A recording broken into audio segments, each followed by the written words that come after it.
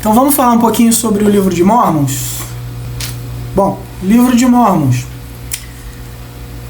Mais uma história mirabolante do mormonismo. Em resumo, o livro de Mórmons é a criação de Joseph Smith. Então, como que se origina esse livro de Mórmons? O livro de Mórmons ele é supostamente umas tábuas de ouro que foram enterradas no período do ano 400 e alguma coisa, porque houve uma guerra entre duas tribos aqui na América do Norte nesse período, e depois dessa guerra sobrou somente um profeta dessa tribo, que era a tribo de pele clara. A tribo agressiva de pele escura vence a tribo de pele clara, mas sobra um profeta, Moroni, filho de Mormon, que deixa essas tábuas de ouro, que é um outro evangelho, né? E ele enterra essas tábuas aqui na América do Norte. Para Joseph Smith e para a doutrina Mormon, Jesus Cristo, após a ressurreição, ele veio aqui também na América e ele pregou o evangelho aqui na América. Você vê que é algo muito bem aceito em alguns lugares da América do Norte, né, dos Estados Unidos. Existe um crescimento, houve um crescimento e ainda existe um crescimento muito forte lá, porque é a religião do Jesus que veio pregar as Américas. Então, tribos norte-americanas receberam também a visita de Jesus. E eles consideram que essas tribos, que nunca existiram, historicamente nunca existiram, né? Não existe provas desse grupo, né? Desses povos, né? Eles não existiram, mas para Joseph Smith eles estiveram aqui e eles também são o Israel de Deus, escolhido por Deus. Jesus vem aqui, prega eles e logo depois, mais tarde, tem essa batalha. E esses escritos eles são escondidos e eles são enterrados. E quem descobre, depois de mais de 1000 anos, quem descobre essas tábuas enterradas e pega o livro e traduz? Quem descobre é Joseph Smith, né, o profeta dos Mormons. Então, essa é mais uma história que ele conta para poder legitimar a autoridade do livro de Mormons, que a gente vê aí pela própria capa, que chama um outro testamento de Jesus Cristo, né? E a gente lembra ali de Gálatas capítulo 1, versículo 8, falando sobre esse outro evangelho. E é bem interessante num momento assim, quando a gente se depara com quem defende o mormonismo, é que a pergunta que normalmente eu faço, eu digo a eles: aonde estão essas tábuas de ouro? E é muito interessante a resposta que vem. Eles dizem: muitas pessoas já viram essas tábuas de ouro. E nos documentos deles, oficiais, históricos, é o que eles afirmam. Eles dizem 2, 3, algumas pessoas viram essas tábuas de ouro. Mas se existiram tábuas de ouro realmente com esse livro, que foi traduzido por Joseph Smith numa linguagem antiga, como pode essas tábuas de ouro elas não estarem aí disponíveis para alguém consultá-las, né? Um arqueólogo ou um historiador. Da mesma forma que a gente tem a Biblioteca do Vaticano, a gente tem documentos históricos dos primeiros séculos do cristianismo, a gente tem comprovações geográficas, étnicas, linguísticas do cristianismo. E no mormonismo, que não é uma igreja cristã, a gente não tem essas comprovações. Então, Jesus ele teria vindo após a ressurreição aqui à América do Norte e ele fez alguns batismos aqui, né? Mas não existe absolutamente prova alguma. Questões geográficas equivocadas, questões étnicas, como eu já falei, equivocadas, e também questões linguísticas. Porque essa daqui chega a ser piada, né? Se Mormon, pai de Moroni, escreveu essas placas de ouro em 421 depois de Cristo, como pode, é uma pergunta, né? Como pode haver textos da tradução do rei Tiago, né? Conhecida King James, que foi editada em 1611? Compreendem?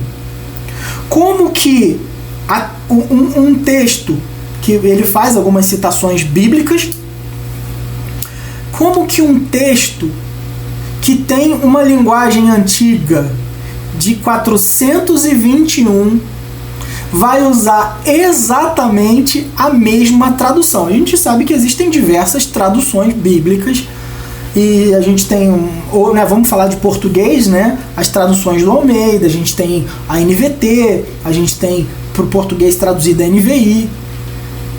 Então a gente tem diversas traduções. Suponhamos que futuramente viesse um novo profeta aqui dizendo que haviam escritos do século II, mas exatamente com a mesma tradução que a gente tem, por exemplo, na NVI ou na Nova Almeida atualizada. Compreendem? Então você tem diversas citações, né? Então Nefi 12 é uma parte, né? Nefi 12, Nefi 13 do 1 ao 18, Mosiá, não sei se é Mosiá 14. Então você tem aí diversos textos que não coincidem. Eu queria ler aqui para vocês um livro de apologética que eu tenho aqui, e ele faz uma pergunta: merece crédito o livro de Mórmon? Há outros problemas que colocam a credibilidade do livro de Mórmon em xeque. O livro de Mórmon fez menção de espadas, capacetes, escudos, Alma 3.5, 43:18, 19, Éter 15:15. São referências dos livros de Mórmon. Cereais, seda, gado, boi, vaca, carneiro, porco, cabra, cavalos, burros, elefantes. Éter 9, 17, 19. Ferro, cobre, bronze e aço. Jarom 1:8, 2, Nefi 5:15. Então vejamos, os animais e os metais citados não existiam na América antes de 1492. É o que diz um documento divulgado pelo conceituado Instituto Smithsonian de Washington, D.C., nos Estados Unidos.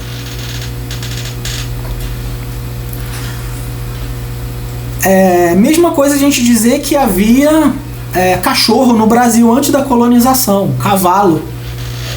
Isso são espelho, isso são elementos que foram trazidos pós-colonização para o Brasil. Então como que no meio da história deles a gente vê que existe lá aquela batalha? Como há esses elementos aqui? Então falam sobre porcos, carneiros, vacas, boi, seda, cereais, ferro, cobre, bronze, aço, diversos elementos que foram trazidos, né, para que deveriam ter aqui na América, mas não tem. Bom, aqui no livro de Mormons, que eles afirmam que não veio para chocar com a Bíblia, eles dizem, né? Não veio para chocar com a Bíblia. Ele veio para poder andar junto com a Bíblia, para testificar a Bíblia Sagrada, né? Que eles dizem. E eu quero abrir aqui em Nefi, eu não sei se é assim que fala, Nefi 13:28, primeira Nefi 13:28, o livro de Mormons, tá? Aqui, ó.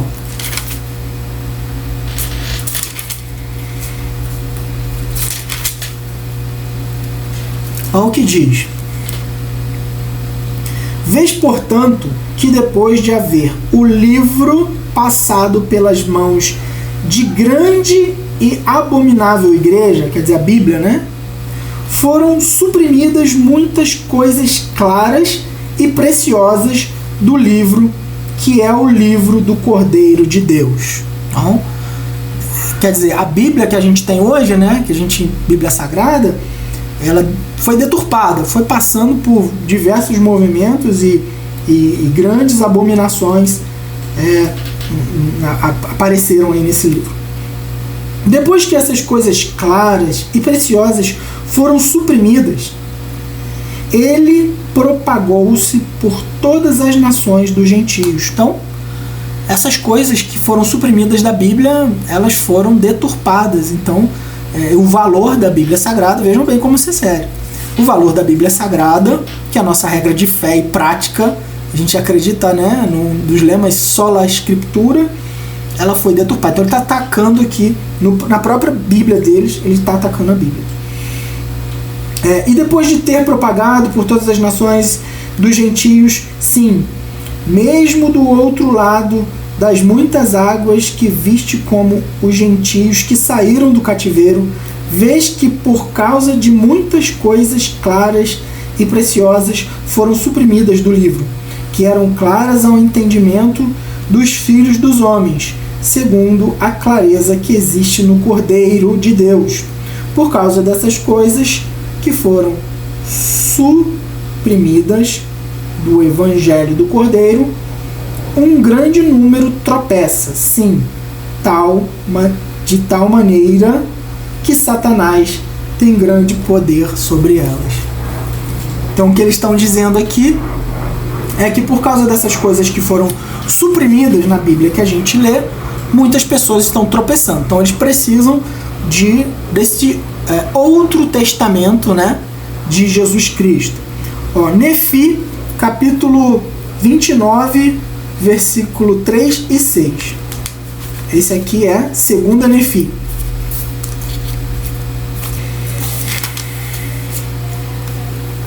Capítulo 29, versículo 3, não sei se é assim que eles chamam. E por que minhas palavras hão de silvar? Muitos dos gentios clamarão. Uma Bíblia. Temos uma Bíblia e não pode haver nenhuma outra, né? Está falando dos gentios. Mas assim diz o Senhor Deus. Deveria estar com letra minúscula. O tolo. Eles terão uma Bíblia e virá dos judeus, meu antigo povo de convênio, e que agradecimento dão aos judeus pela Bíblia que receberam deles. Sim, tendem a dizer isso os gentios.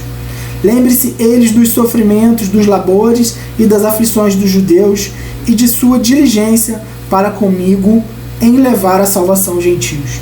E vós, gentios, vós vos lembrastes dos judeus, meus antigos povos de convênio, mas não os amaldiçoastes, os odiastes, e não haveis procurado recuperá-los.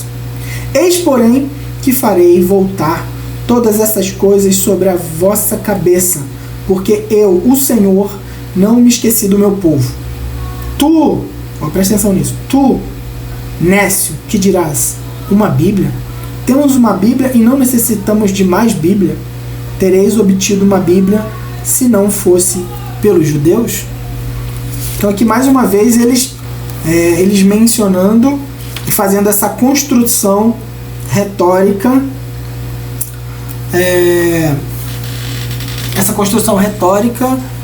de que os tolos não vão precisar de outra Bíblia. Por que questionar uma necessidade de uma outra Bíblia? A Bíblia para os judeus, mas nós precisamos de uma Bíblia também.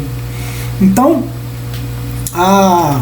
o livro de Mormons, ele contém essas histórias, contém fábulas, e eles trazem diversas deturpações sobre a própria palavra de Deus.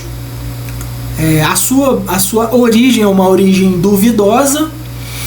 Existem vastos materiais de estudos e pesquisas na internet sobre esse assunto, e por a gente não ter tanto tempo assim, eu até gostaria de desafiar vocês que fizessem uma pesquisa também, né, sobre esse livro. Se quiserem pegar para pesquisa, sim, é possível pedir a eles, que eles vão dar, óbvio, porque eles têm um objetivo de proselitismo, né? Então é necessário que esse material seja disponibilizado gratuitamente, tá?